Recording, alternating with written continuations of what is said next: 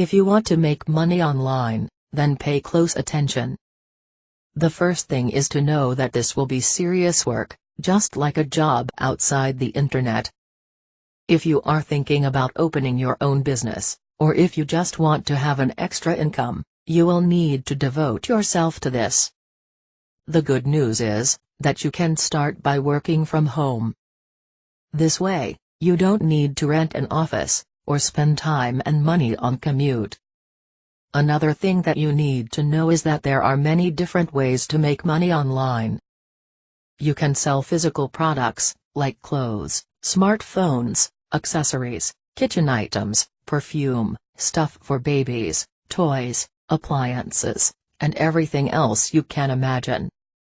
You can also use your skills to offer services. If you are good with graphics on your computer, you can design customized logos, or do some work involving photos and images. If you speak another language, you can give private lessons over the internet, or work with translation. Any freelance job that can be done over the internet, you can offer as a service, and make money. Another idea is to offer third-party products or services, and receive a commission in return for each deal that was closed. You would be like a salesperson, or someone who indicates customers to a company that offers a product or service that people are looking for.